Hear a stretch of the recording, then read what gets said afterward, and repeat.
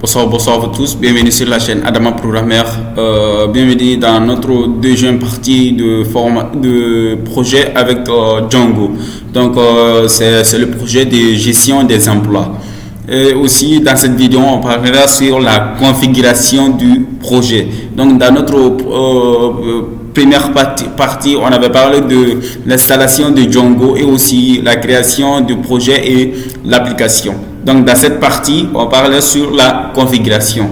Donc, la configuration, c'est comme de mettre en place les dossiers nécessaires et les fichiers donc, pour notre projet. C'est comme les dossiers statiques et templates. Donc, c'est ça qu'on fait durant ce vidéo. Donc, regardons la première chose. On va aller au dossier application qu'on avait créé ici. Donc, c'est pas le projet. Le projet s'appelle entreprise. Donc, l'application même s'appelle employé. Donc, on vient dans l'employé. Donc, on clique sur New Folder, nouveau dossier. Donc, créer un dossier qui s'appelle statique. C'est avec statique qu'on a le dossier CSS et JS. Donc, après avoir créé le dossier statique, on va créer notre dossier, sous-dossier qui s'appelle employé. Donc, dans le dossier employé, on va mettre le curseur ici. Regardons, on est dans l'employé. On va créer un autre sous-dossier qui s'appelle CSS. Donc, regardons, on a l'icône de CSS ici. Donc, ça, c'est le dossier CSS. On vient au l'employé ici avec le curseur. Puis, on crée notre dossier qui s'appelle JS. Ça veut dire JavaScript. Voilà, regardons, on a le dossier CSS et JS ici. Regardons ici. Dans Django, on a Django Project here, on a le projet entreprise, on a l'application employé, on a le dossier statique qui contient le dossier employé qui contient deux dossiers CSS et JS qui ne contient rien des fichiers ici. On n'a rien des fichiers ici. Donc la deuxième partie, qu'est-ce qu'on fait? On utilise le Bootstrap. Comme on avait déjà dit, le Bootstrap, c'est le design en fait. C'est un petit framework de CSS qui permet de faire le design. C'est comme, sans Bootstrap, on devait écrire tous les codes de CSS pour styliser le projet. Donc, on doit faire tout ça manuellement. Mais avec le Bootstrap, donc, on évite d'écrire plusieurs codes manuellement. Donc, ce sont des templates, ce sont des designs prêts à l'emploi. Donc, ce sont des designs prêts à l'emploi. Donc, on a besoin juste de télécharger ou de copier-coller sur notre projet. Donc, la première chose, qu'est-ce qu'on fait pour mettre le Bootstrap? On vient ici, on tape sur, on vient au navigateur ici, on tape sur Bootstrap. Donc, on clique sur Bootstrap pour aller dans le site de Bootstrap. Voilà, et regardons, ça c'est le site officiel de Bootstrap, ça c'est le download. On clique ici sur download comme ça pour télécharger le Bootstrap. Donc regardons, j'ai déjà téléchargé en fait. Donc je ouvre l'emplacement, je ne peux pas l'utiliser. Je ouvre l'emplacement voilà, ça c'est si on télécharge, ça vient avec le dossier zippé. Donc on dézippe les fichiers, c'est ça. On ouvre le dossier, on ouvre comme ça, on a les deux dossiers encore. On a le dossier CSS qui contient plusieurs fichiers, mais on a besoin seulement de fichiers bootstrap.min.css. bootstrap.min.css. On a besoin de ça seulement. Donc, qu'est-ce qu'on fait? On sélectionne tout ça. Donc, puis on supprime les restes des fichiers. Et avec le dossier JS encore, on fait la même chose. On a besoin de bootstrap.min.js. Donc, on sélectionne tous et ça, bootstrap.min.js, et on supprime le reste. Voilà. Donc, ça, c'est le deux dossiers. Qu'est-ce qu'on fait maintenant?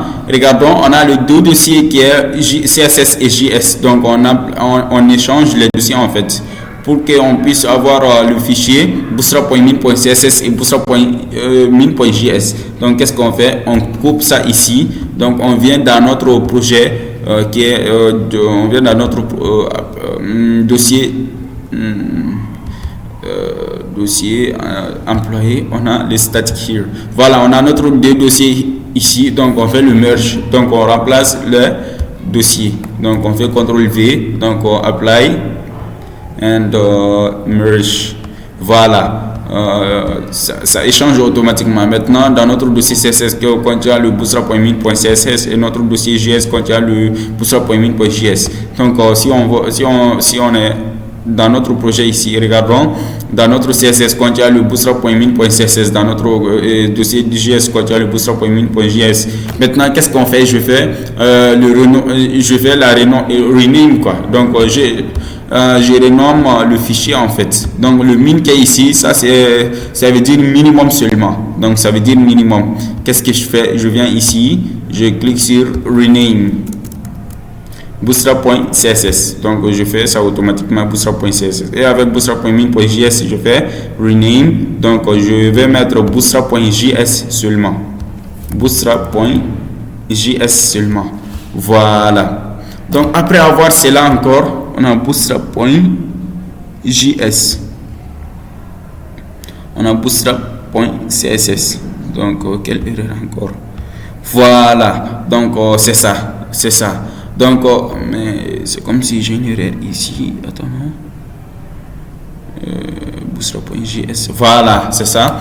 Donc, après avoir fait cela, qu'est-ce que je fais ensuite? J'utilise le popper. Donc, le popper, c'est quoi? C'est comme ça permet de mettre le format du texte. Donc, c'est le bon format de texte qu'on veut utiliser. Donc, c'est le popper. Qu'est-ce qu'on fait ensuite? On vient dans le site de Bootstrap encore.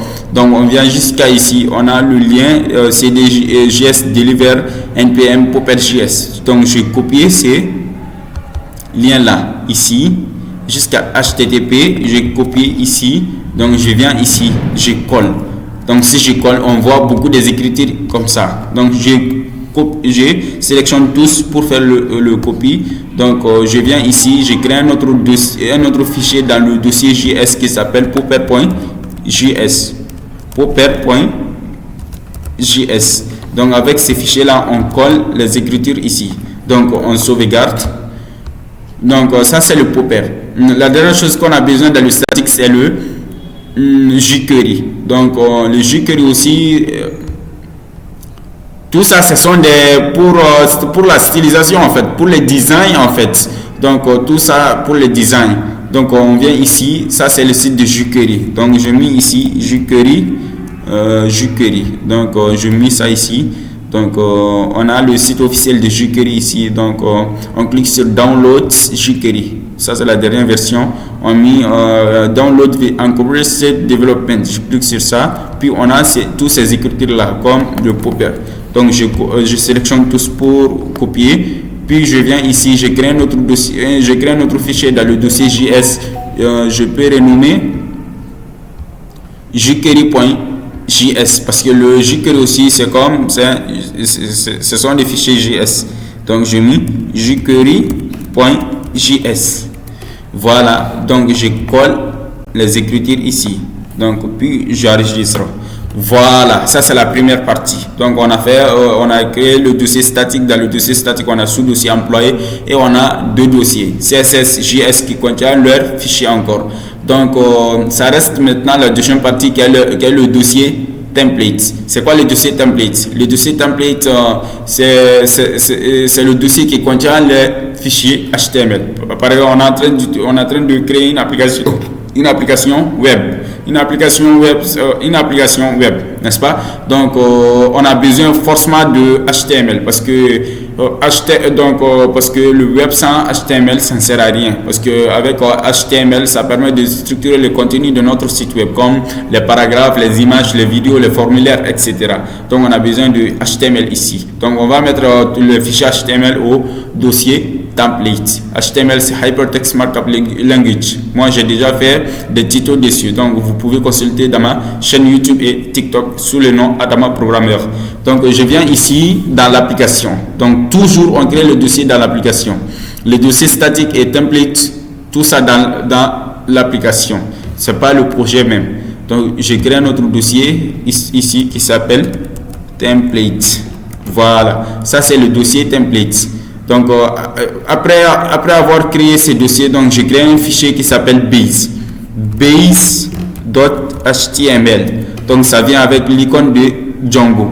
Maintenant, je vais changer l'icône.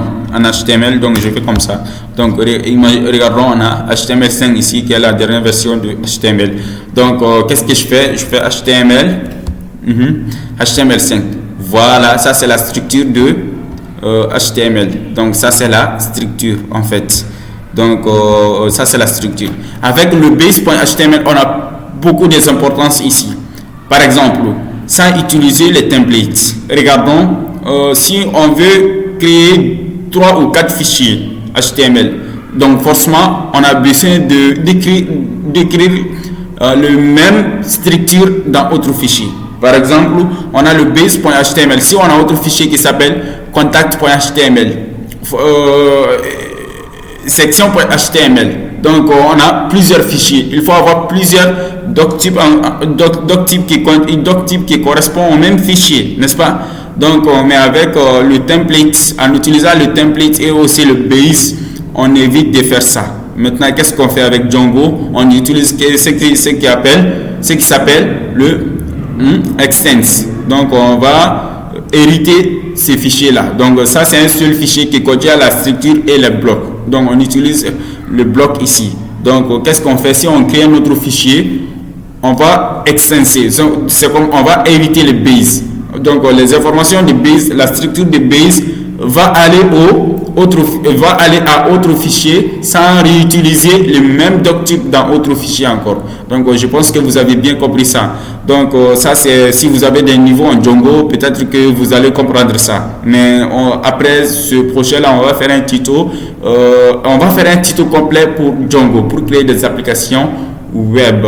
Donc c'est ça exactement. Donc on a le base.html. Donc on a créé un titre qui s'appelle Welcome to my website. Voilà, c'est ça en fait. C'est ça la configuration du projet en fait. On a mettre en place le dossier statique et template. Le dossier statique qui contient le dossier CSS et JS, et le dossier template contient les fichiers HTML seulement. Donc c'est ça en fait la configuration du projet. Et merci beaucoup pour une autre nouvelle vidéo. N'oubliez pas de vous abonner, de liker, de commenter, aussi de partager, ça nous motive quand même. Et aussi n'oubliez pas d'abonner sur notre différents réseaux sociaux tels que TikTok, Facebook et LinkedIn. Et on dit merci pour une autre nouvelle vidéo. Donc merci beaucoup.